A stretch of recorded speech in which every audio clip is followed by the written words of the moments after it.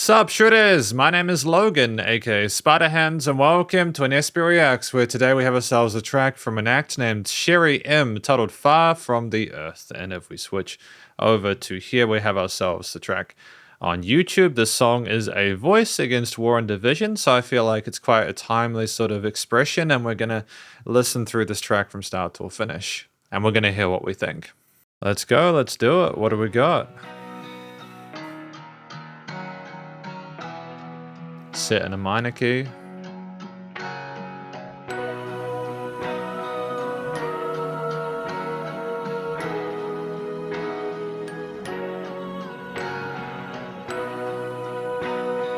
Beautiful vocal harmonies though.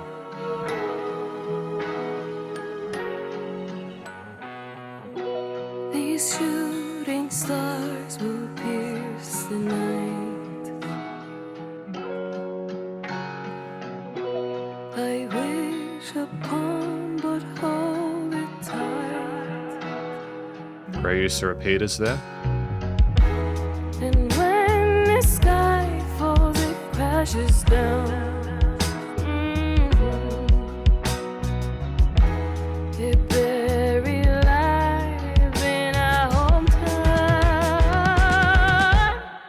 far from the earth in endless cloud. Stars don't weep, nobody cries. Out of the universe is gone. Yet here we fight, break, and burn.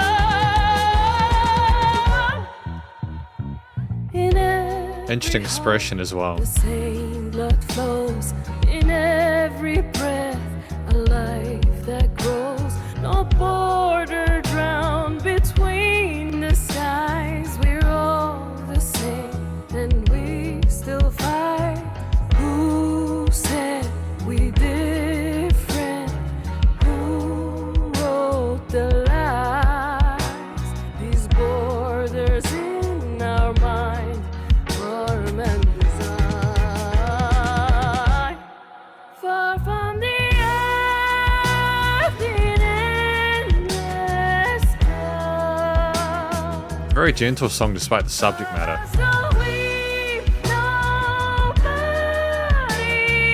cries. Out of the universe is gone.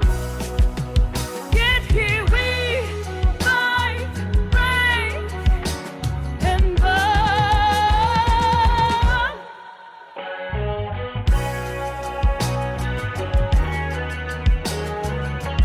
Great decision to trade off to an alternate lead here. Terrible situation though.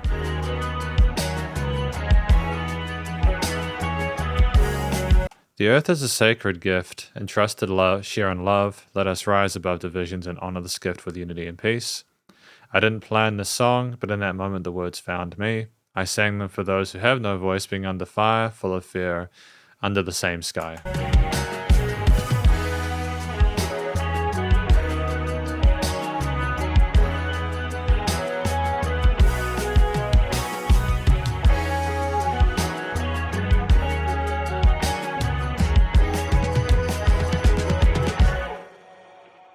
I mean, it's just a terrible situation, but it is a beautiful song.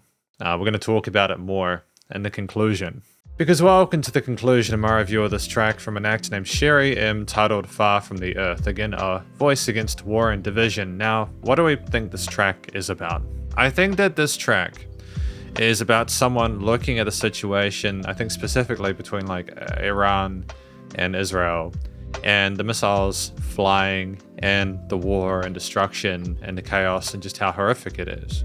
And kind of commenting, basically, again, voicing for those who cannot speak, who are suffering at this point in time, all the innocent people. And it's just terrible, But I think that it's a brave, bold move to make protest music, even in a day and age where there is so much music. I feel like it's important to speak out and to not become apathetic. And in that regard, I think, if I'm not mistaken, Shery M is Iranian, if I'm not mistaken. So this is especially important to them. I think it's a beautiful decision to make this song as a spontaneous thing, but it's also, you know, like looking at it from the perspective of space and the universe and everything like that is a very kind of crystalline, difficult thing to accomplish in a way that is done properly, because I mean, like, at least not in an original way, but I feel like we have a sense of identity within this piece, and it's very well carried across the board. But yeah, I think one of the things that helps this song work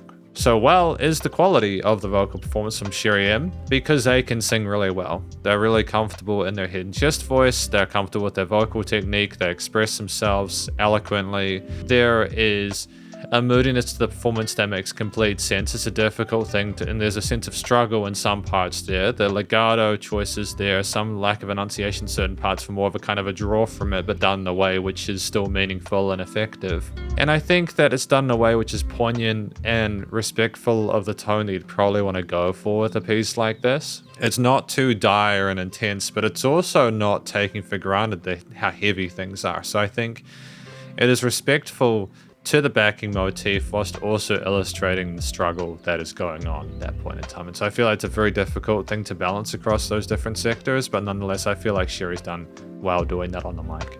It's also the way that it's performed and written. It's sort of theme kind of reminds me of a lot of classical music, like not classical as in like Bach, but I mean like the classic rock kind of stuff from the 60s and 70s. It reminds me of music from a time where there were other wars going on there as well, and people were unhappy with those wars as well, to say the least. And I think this protest music of wars and everything like that, and trying to find peace and, you know, like a sense of belonging and connection and trying to support each other, is something that's kind of carried across time. So I think that the choice of instruments with the kind of dusty guitar tones there with the bluesy inferences there, typically working towards a major key though, which was an interesting tone there. The bass, when it comes in thick and full of tone and rotating around the modes and scales, apparent.